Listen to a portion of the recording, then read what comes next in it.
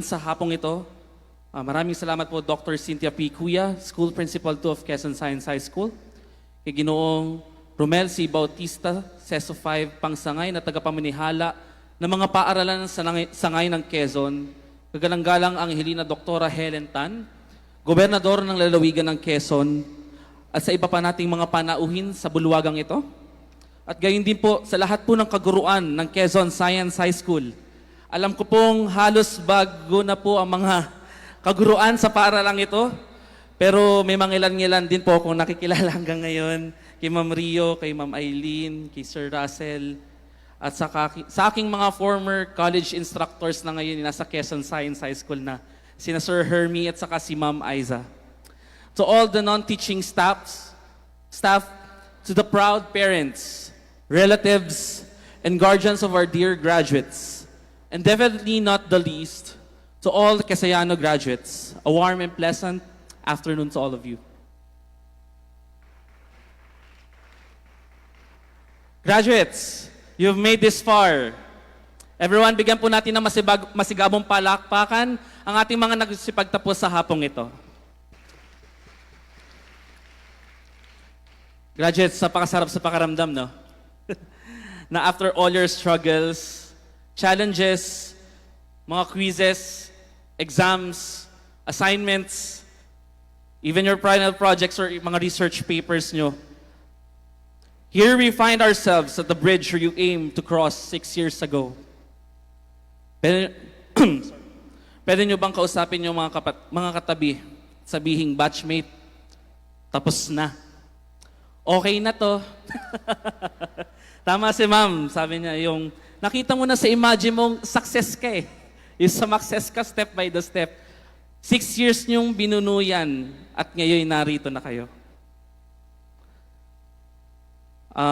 Thank you muli sa ating school principal at lalong sa aking kapwa batch 1 na guro ngayon ng Quezon Science High School, si Ma'am Gemma Bernardo, na siyang nagpahatid sa akin ng paanyaya bilang maging panauhing pandangal sa hapong ito.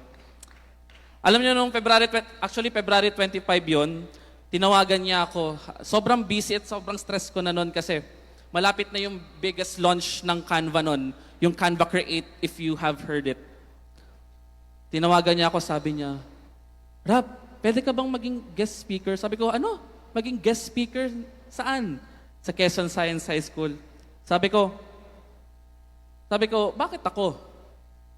Kasi yung last na batchmate namin na nag-address sa bulwagang ding ito ay yung aming class valedictorian. Sabi ko, laking pressure nito. Today is a momentous day, or I should say, your momentous day. A day filled with celebration, contemplation, and most importantly, endless possibilities. Alam nyo ba, 10 years ago, March 28, 2015 to be exact, I was sitting where you are now. Not exactly in this convention center, but at the QSHS building facade. Doon ginanap ang kauna-unahang graduation ng Quezon Science High School. A normal, average, young, hopeful student, and honestly, a little terrified of what comes next. Kaya po dinala ko itong medalyon na to, simbolo ng aking pagtatapos sa sintang paaralang ito. Nasira nga lang po yung lace sa katagalan na. Ngayon ko lang po nahanap to after 10 years at buti buhay pa. Nahanap ng aking nanay sa aking cabinet. I was part of the first batch of Quezon Science High School graduates, stepping into the unknown, unsure of what the future held. As Quezon's cream of the crop, as they say, yun lagi naming naririnig 10 years ago or even since 2011, since the inception of Quezon Science High School. The pressure was on us, our teachers, the provincial government, the DepEd, and even the public had expectations higher than the skies. We were told Quezay is and should be the best, that we had the potential to be the catalysts of transformation. Di ba nga yan yung sinasabi sa huli yata ng ating mission or vision, the catalysts of transformation. Hindi ko lang po matandaan. But with that came an overwhelming sense of responsibility. Sabi ko nga kanina, hindi ako honor student. Noong high school ako, pero minsan, DL or may mga ilang quarter na director's lister ako, pero hindi ako consistent. Aminado naman ako doon.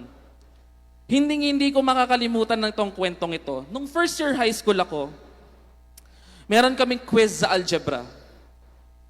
Pre-test yata yun o first quiz. Alam nyo ba kung ano nakuha kong score doon? Pasensya na sa mga magulang. 39 out of 100. Bagsak. There were moments na sinasabi ko sa sarili ko, was I truly meant to be one of the 79 pioneer students of Quezon Science High School? Hiyang-hiya ako sa sarili ko noon nung nakita ko yung quiz paper. I thought I was at my best. It crushed me. But it also humbled me. Through my journey as a Quezai student, doon ko na-realize ang pagiging Quezaiano ay hindi lang tungkol sa pagiging matalino, kundi sa kakayahang bumangon sa bawat pagkakadapa. And to this day, a decade later, April 15, 2025, I never imagined in my wildest dreams, wala ho sa aking hinagap, that I would be standing here before you, my fellow Quezaianos, young dreamers, facing the uncertainties I once braved, carrying the same hopes of achievement that once shaped me who I am now. Be a living proof that the fears you have today shall not define you. The dreams you carry now, definitely it will shape you. Malay nyo, in the next 10, 5, 10, 15 years, you won't just be looking back. You'll be standing in someone else's future, sharing your own ideals, aspirations, and experiences that brought you there. Lahat ng tagumpay ko sa buhay ay hindi ko po na-achieve overnight. It wasn't just about, earning a diploma when you enter college, getting various awards and recognitions, or even working to different multinational companies. It was about the journey, the struggles, and the relentless pursuit of something greater.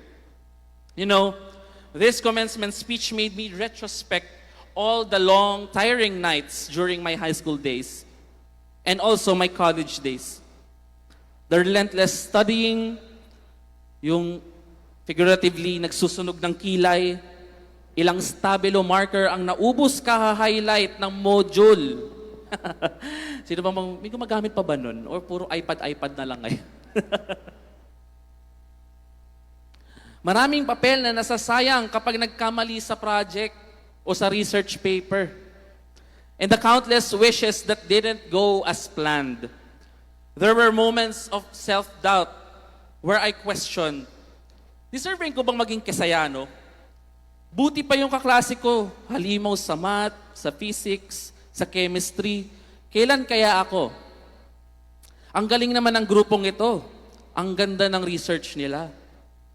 O during halos pag-graduate na ako ng Quezon Science High School, mabuti pa sila nakapasa sa UPCAT, sa USTET, sa scholarship exam ng DOST. Well, nakapasa naman ako ng DCAT or yung DLSU College Admission Test. Pero, hindi nga lang doon sa may scholarship. Nung ka-graduate naman ako ng 2019 sa STI College Lucena, I asked myself also, saan ba ako nagkulang kung bakit hindi ko nagawang maging cum laude nung college? I was 0.07 short to the minimum CGWA para maging cum laude. Medyo masakit. Medyo malungkot. But by looking back, I realized na hindi lang pala basta balakid ang mga paghihirap na yon. Nung mas nilaliman ko ang aking pagninilay-nilay, I saw these and serve as my stepping stones to look for my path, my niche, and where I will thrive. In every instance of rejection or failure, there lies an opportunity for redirection. Marahil lahat o karamihan sa inyo ay nakapag-decide na kung saan magkokolehiyo at kung anong degree ang kukunin. My dear graduates, sa mga hamon ng buhay nating hinaharap at maaaring harapin pa sa buhay, pang-araw-araw na buhay o sa inyong tatahaking buhay kolehiyo. Isa sa lagi kong pinanghahawakan noon, actually until now, nung nagtatrabaho ako, na sana lagi natin tandaan na bagamat makasakit, madapa, pero kailangan harapin natin ang ito ng buong buo at ng buong puso. These challenges were meant to shape us into individuals who could rise above it. So if you ever feel like the weight of expectations is too much, or if you feel that your efforts are still falling short, remember this: you are capable, and more importantly, you are already enough. Ang ating paksa sa hapong ito, henerasyon ng pagkakaisa, kaagapay sa bagong Pilipinas. Laking hamon, no? Pero ito yung tanong ko sa inyo. How can we really achieve a better Philippines through our real unity? As I stand here before you, right now in this podium, I see something even more powerful than individual success. I see you all as generations of unity that will break barriers, innovate together, and potentially uplift our country. For years in school, tayo ay tinuruan para maging excelling sa mga bagay-bagay, to chase excellence in academics, in competitions where you represent our beloved alma mater. Kanina narinig ko, may lumaban sa Math Olympiad, sa mga schools press conference, which is very closest to my, which is the closest to my heart since sumasali din ako ng mga press conferences nung nasa high school ako. Sino nga ulit yung mga part ng Ang the Velocity dyan? Shout out naman dyan. Wala? Oh, grabe, nahiya pa kaya. Kayo, tayo, bilang mga Gen Z, born between 1997 to 2012, tayo yung tinuturing na game changers of tomorrow.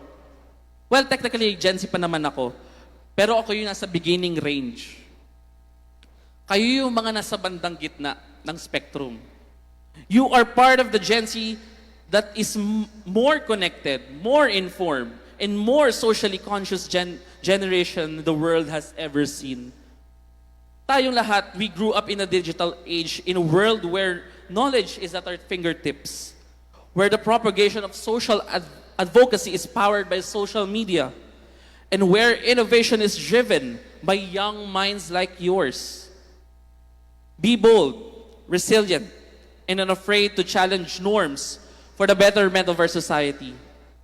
Our generation has the power to redefine industries, change narratives for the common good, and drive the Philippines forward.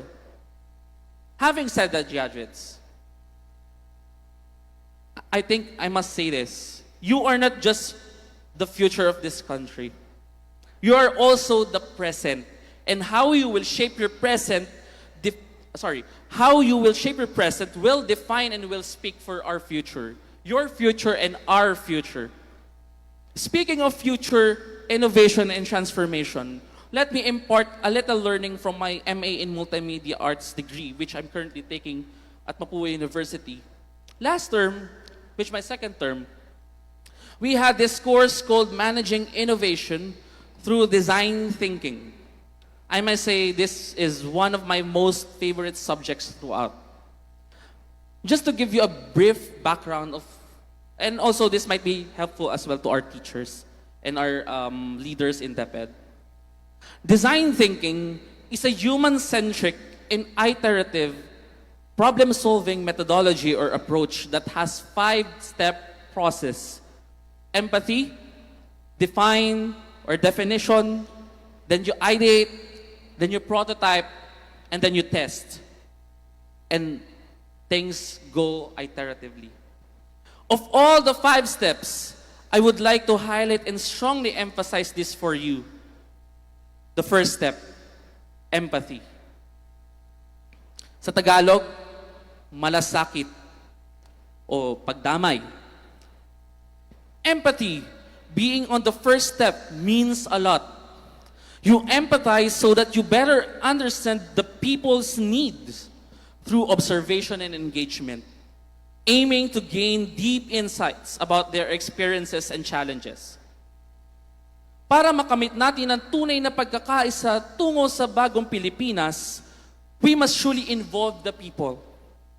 Ang tanging hiling ko lang sa inyo when you enter college, yung mga magiging researches nyo or thesis nyo, in whatever field of undertaking you'll choose to pursue, sana something na tunay na makakapag-ambag para sa Pilipino o sa bansa natin. Something that could potentially and highly help address our pressing issues and needs. Hindi yung may magawa or may masabi. In design thinking, it's not just about making things look good. It must solve real problems in a way that improves people's lives.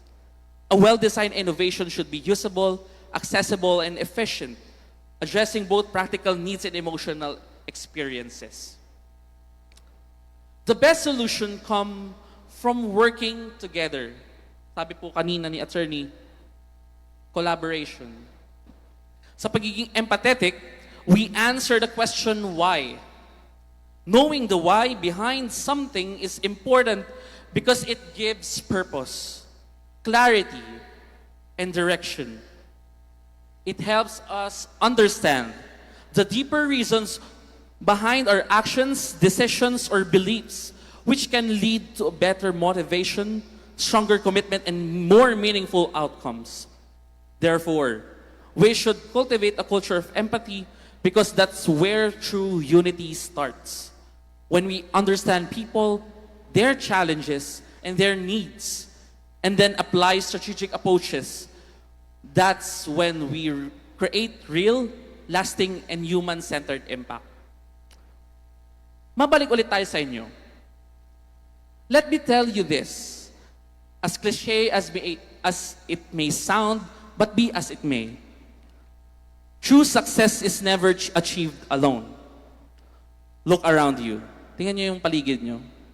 Inyong mga kaklase, inyong mga pamilya, inyong mga naging guro, inyong mga naging kaibigan, mga naging kaaway, o baka yung mga naging crush nyo sa buong 6 na taon. Kalapit nyo. Joke lang. These are the people who have shaped you, helped you, and challenged you, or even supported you in any form. In Canva, as someone working in Canva for almost 4 years now, ang aming founders na si Mel, which is part Filipina, her husband Cliff, and their co-founder Cam, they always tell us, Canvanauts. Canvanauts yung tawag sa amin as employees. Sounds like astronaut, ganyan. These lines inspired by a famous African proverb. It truly takes a village to build such an incredible product, company, and culture. Sa amin bilang Canvanauts, success is more than just a teamwork or collaboration. It's about creating a community where each person's contributions are valued and celebrated. I must say I am very happy and glad that I become a part now of this village that has the mission to empower the world to design. That's how unity works for us in Canva, and how we can help Filipinos on top of mind and the whole world in this new generation. Example, yung Canva for Education na nilaunch namin last pandemic during 2020. We democratized designing for K-12 schools by giving away Canva Education free for all teachers and students for as long as you have the DepEd email in our context in the Philippines. Actually, no October 30th pa yon. And I hope, sino man gumagamit ng Canva sa inyo? Uy, thank you. Yan. Actually, noong October 30 pa yon yung memorandum between Canva and DepEd. And on top of our minds, as a company, we would like to open the opportunity to collaborate professional development training for teachers and staff, student empowerment, and such more. And that was also my first time to see, by that time, the newly appointed DepEd Secretary, Sonny Angara. I just can't imagine that almost 12 years ago, I was just a third year high school when Canva started, and now I am working on that same company almost 12 years after. Now, bigger and coined as one of the fastest growing and most innovative companies in the world. I will be turning 4, as I said earlier. But I feel I'm working almost 8 years now. Sa dami po ng nakakasalumuha sa trabaho, sa mga dami ng taong, sa dami ng trabaho na ilo-launch namin for Canva and to address all the concerns of our users. Hindi ko po sukat akalain na mararating ko ang mga katagumpayang ito. Pero sobrang ipinagpapasalamat ko po ang mga taong nakasalamuha ko, ang pamilya ko, mga kaibigan ko, mga naging mentor at katrabaho ko, lalo tigit sa Panginoong Diyos, na kung hindi dahil po sa kanila, ay wala rin po ako dito sa harap ninyo. In my 7 years of career experience, one of the things I really tried to master through my career journey is how to be change adept. Kung paano ka aayon sa biglaang bugso o pagbabago sa buhay natin. As someone who works in a tech company, change is very drastic and is very inevitable. We are often at the forefront of shaping the future. These responsibilities drive us to be agile, creative, and forward-thinking. Like for example, sa emergence ng artificial intelligence, where everyone must really adapt. Kaya I'm telling you, my dear graduates, your college education will be your training ground. And with this, please really take advantage all the resources, all the learnings, and all the experiences, may it be positive or negative. It will really shape you. Make use of all the resources kasi napakaswerte po natin sa panahong ito. Na halos lahat po ng kailangan natin sa mga assignment ay nasa kamay na natin. Sino sa inyo ang kukuha ng STEM-related courses? Engineering, doctor, or sino kukuha ng com arts, communication? May mag-agriculture ba dito? Ay, wala pa ba kayo napapagdesisyonan?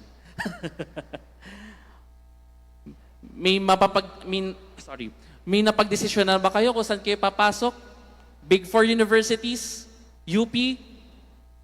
Ateneo? DLSU? UST? Wala pa? Kita ko si Kuya, umiiling. Sana, kung meron man lumalaro sa isip nyo, sana masaya kayo. Ako po, wala sa aking hinagap na mag-IT. Gusto ko po talagang maging film student sa UP Diliman. Or maging high school teacher or maging mass comm student sa DLSU. Pero lahat po ng iyon ay hindi nangyari. At sa pamamagitan po ng aking mga magulang, na siya aking sinunod, mag-IT ka na lang. At hindi naman po ako napahamak. At some point, you'll definitely fail. You'll definitely be stressed and be pushed to your limits. The first steps are the hardest, but they matter the most. I know some of you might be feeling the same pressure I felt years ago. The fear of failure, the uncertainty of what lies ahead.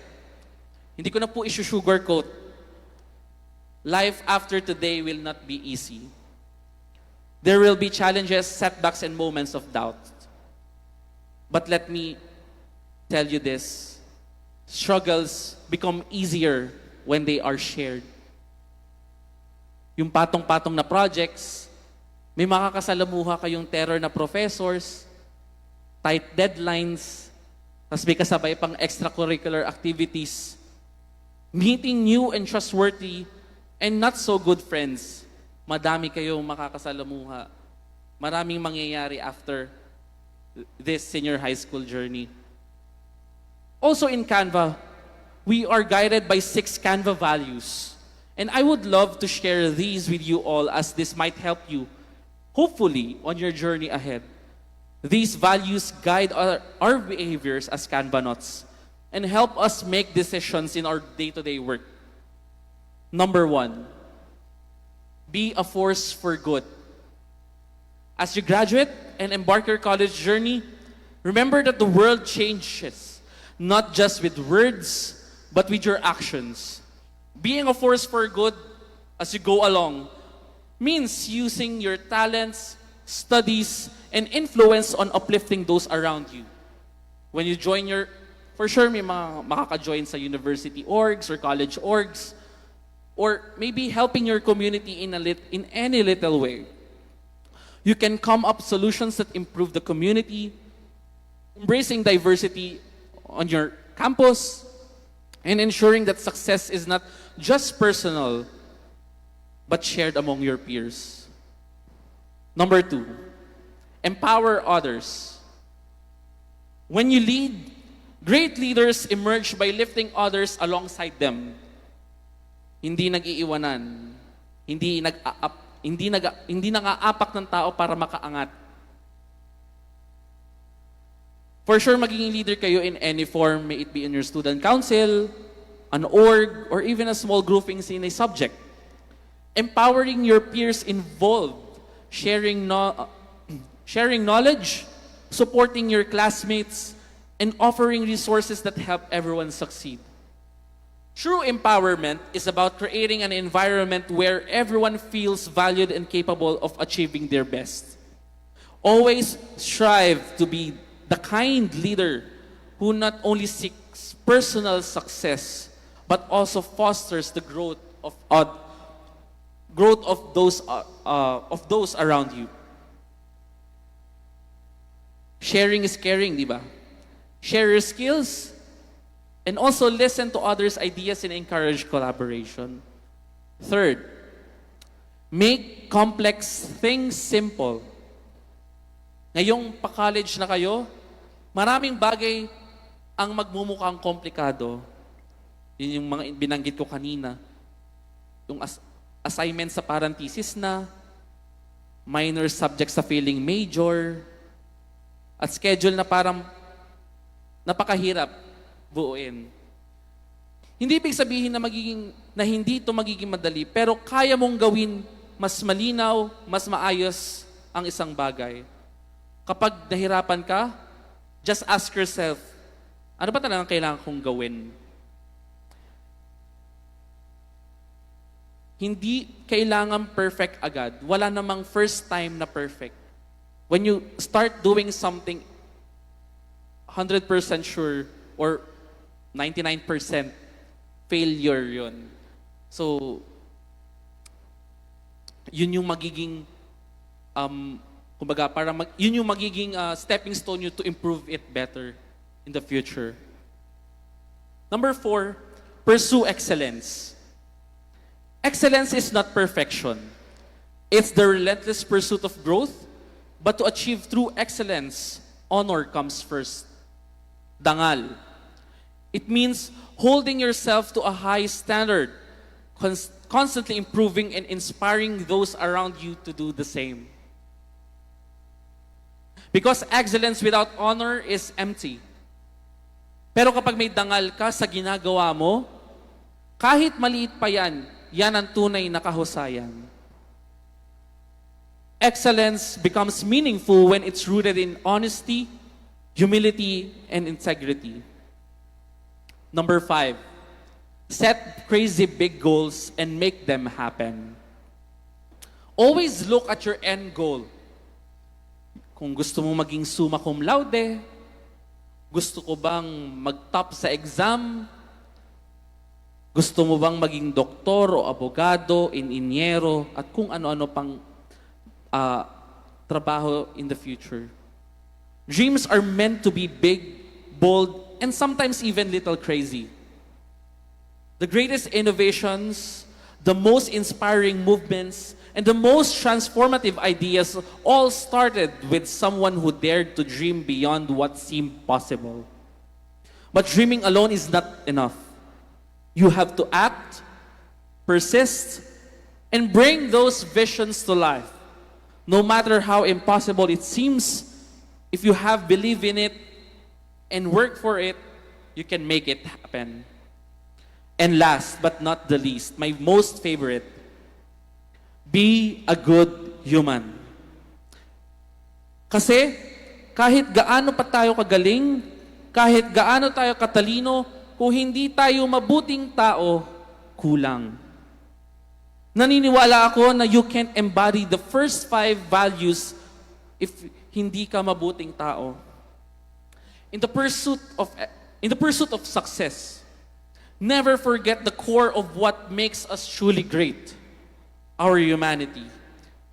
Treat people with respect, integrity, and empathy. Build relationships, not just networks. Always listen and collaborate. My dear graduates, as I wrap up my speech, challenge is an opportunity to grow, to learn, and to become stronger. Hold on to them tightly. Kapit lang.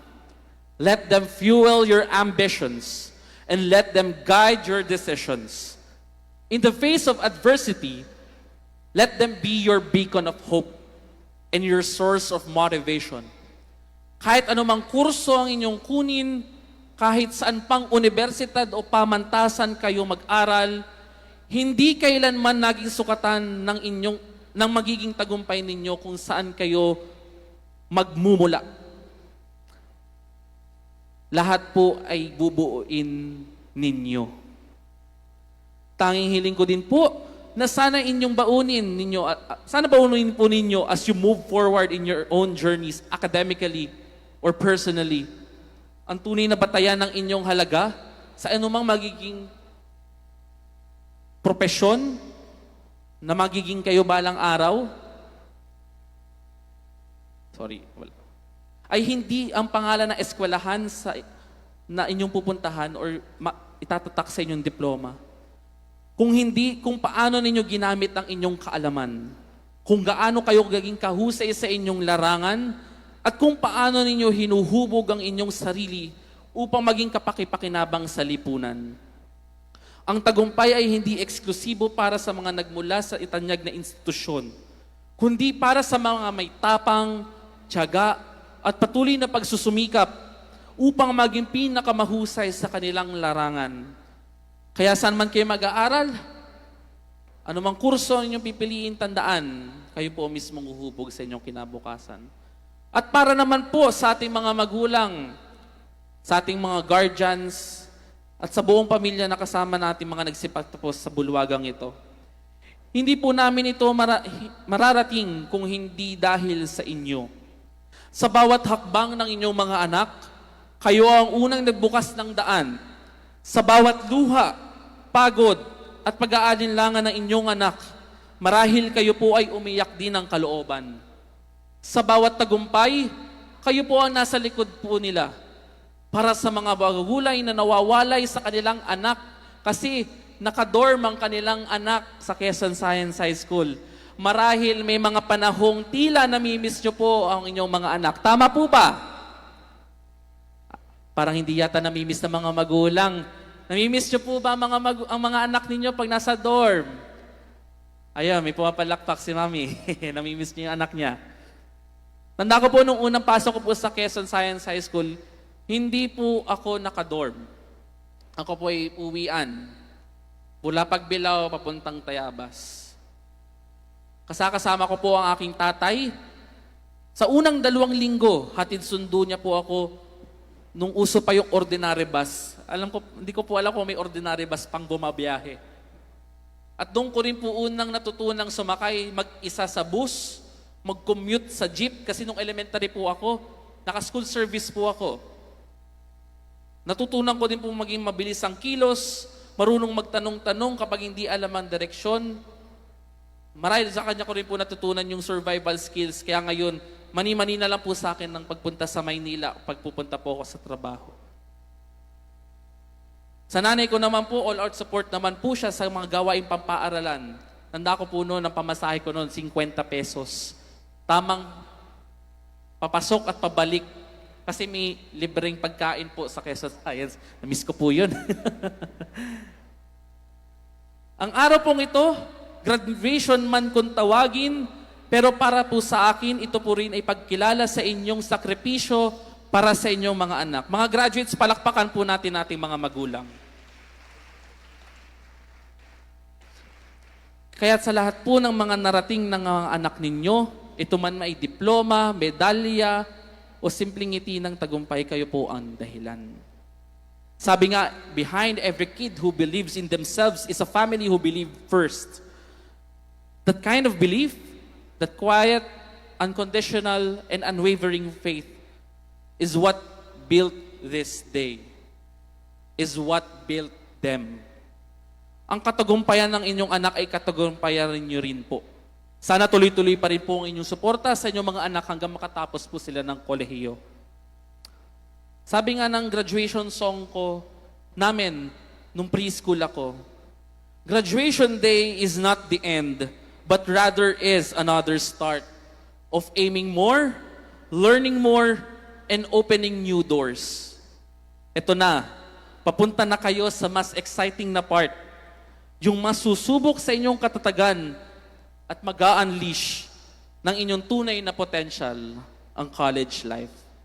Yung akala mo, ikaw na yung pinakamagaling, pero may mas matalino pala sa katabi mo. Yung akala mo, handa ka na, pero biglang may sabayang recitation or quiz, surprise quiz. Tapos pag bumagsak, breakdown, 1 linggo, gano'n.